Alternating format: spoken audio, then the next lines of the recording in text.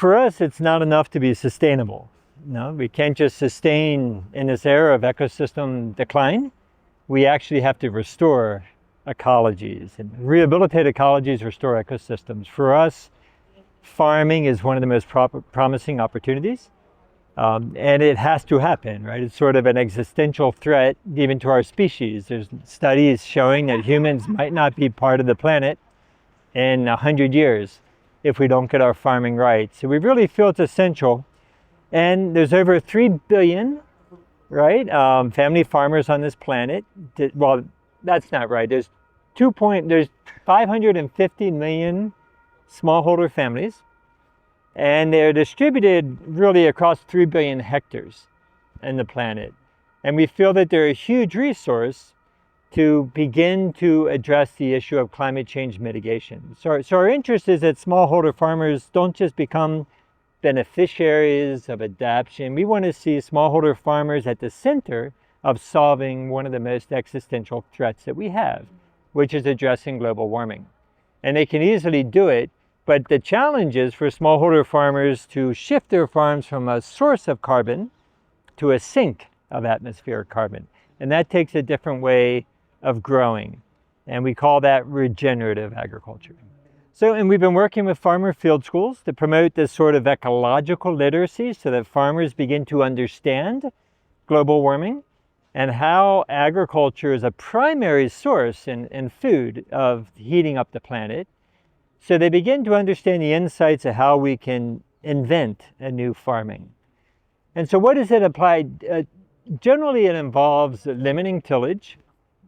It also involves not fertilizing or fertilizing minimally, just what a plant needs. We have this problem where if I over-fertilize a plant, whether it be organic or synthetic, the plant will no longer give sunlight to the microbes, and it'll starve out the microbes, right? The majority, in a healthy system, the soil holds more carbon than the biosphere, all the plants and the atmosphere combined, right? So we're trying to renew that, but unfortunately in agriculture, even agroecology, when we study it, more often than not, it's oxidizing the soil. The carbon, okay, is going up faster than the plants can bring it back down.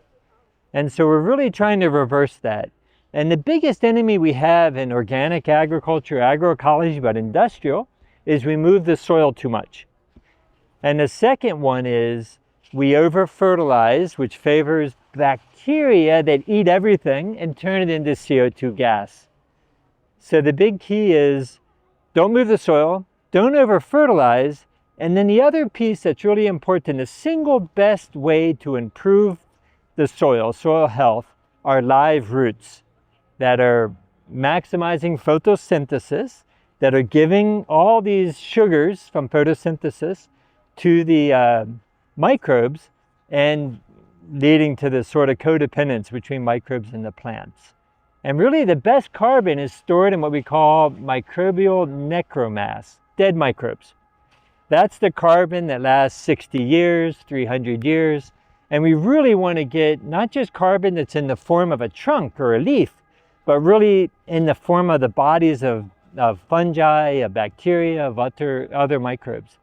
And once that happens, we start to accumulate carbon in the soil.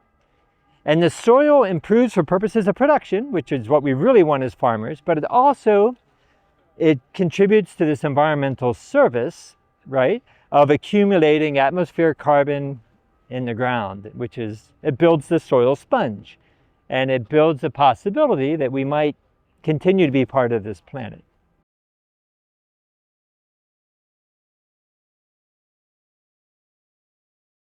So it's interesting for me, and we had this debate at the university. I work with Wageningen University, and we had all the soil clusters together last week, and we were debating this issue.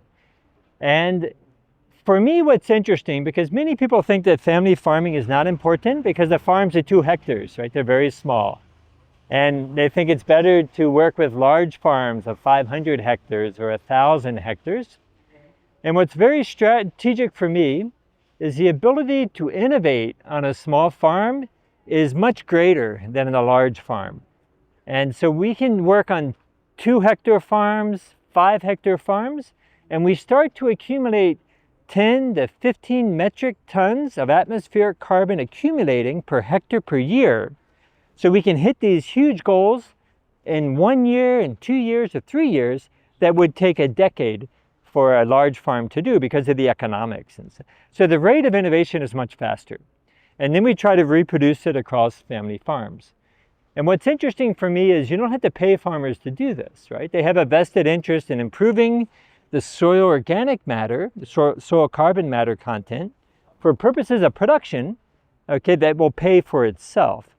But what I think is really interesting is the economics of this is how can we provide the advisory services and the scientific backstopping, okay, to reach, hundreds of millions of farmers. And that's where we're playing with the farmer field school approach and seeing how to do this in a very creative way to hit large populations of farmers.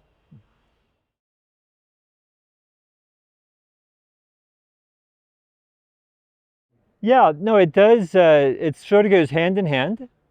The big goal is going from degenerative farming to regenerative farming. Okay, this isn't a choice, right? We have to do this. Farming is contributing between 30, depends how you measure, but farming and food between 35% of all greenhouse gases, okay, are coming from our food. And we have a major problem when food is a source of disappearing our species, right? Because we have to eat. So somehow we have to go from this degenerative farming to this regenerative farming. And it has to happen at all scales. It has to happen at large scales. But I think the best innovation, the fastest innovation is going to happen with smallholder farmers first, where we can get the principles right, and then we can start to correct the science, and we can start to sort of transfer from smallholder farming to larger production industrial systems.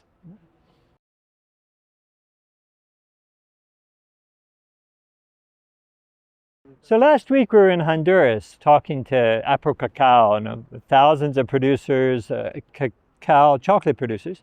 And we've been talking to folks in the Andes. I've been talking to folks in North America and the United States and Canada. And the question is about environmental services. You don't have the economies of scale for small farmers to really benefit from this. You just won't make enough money on 2 or 5 hectares.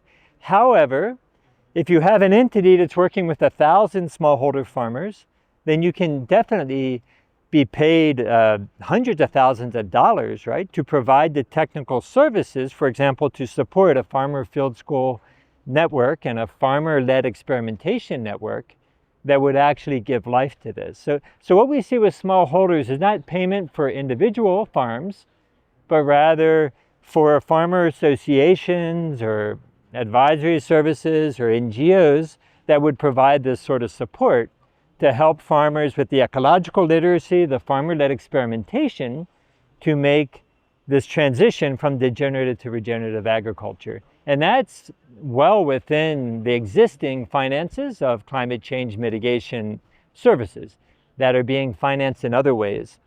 And what's interesting also, and I think this needs to be highlighted, we're working with farmers on the worst soils, what we call Cangagua in Quechua, which is concrete. That's a forest that have been destroyed, and now the poorest of the poor live on the worst soils. So it's interesting that they're the population we want to help most, the most marginalized. In our case, it tends to be indigenous Quechua highland farmers in the Andes. Secondly, if I want to increase carbon sequestration back to the planet, I don't go to a forest because it's already maximized its carbon cycles. I go to where it's been destroyed and where I can increase carbon sequestration. So for me, smallholders living on the poorest soils, the poor of the poor, are the most strategic actors available today, both for public services to marginalized people, and secondly, the strategy of increasing terrestrial carbon sequestration. Taking these soils that are basically 1% carbon, soil organic carbon, and taking them up to 12 or 13% until they max out at their natural levels of carbon. So we're working precisely with that population with farmer field schools and demonstrating how this can be done in Central and South America, with the idea of proving it, right, scientifically, demonstrating how it works, and then scaling up.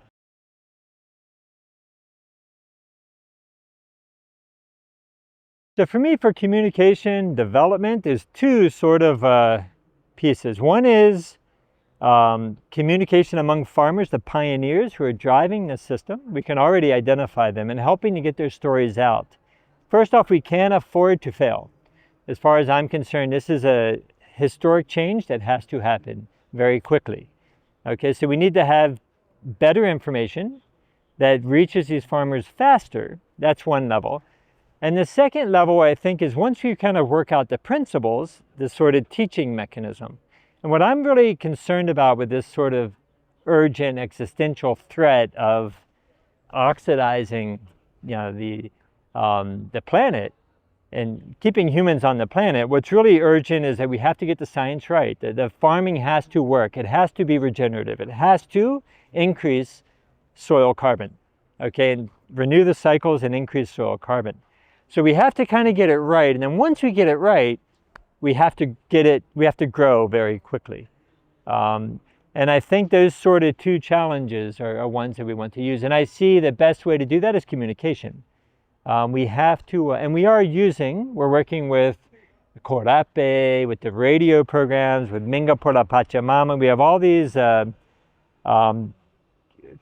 producers, grassroots communication producers, that are helping us get the testimonies, that are working with the scientists to kind of get the science right, but that are also kind of creating the platforms so that we can start to hit the numbers we need. And in a country like Ecuador, which is 250,000 farmers, which is relatively small, but when we go to Andhra Pradesh, we're talking about more or less 600,000 farmers, right, families. So it's sort of trying to get all that right. So it's sort of the educational aspect of communication, and then the other one is kind of the massification of that, if that makes sense. Mm-hmm.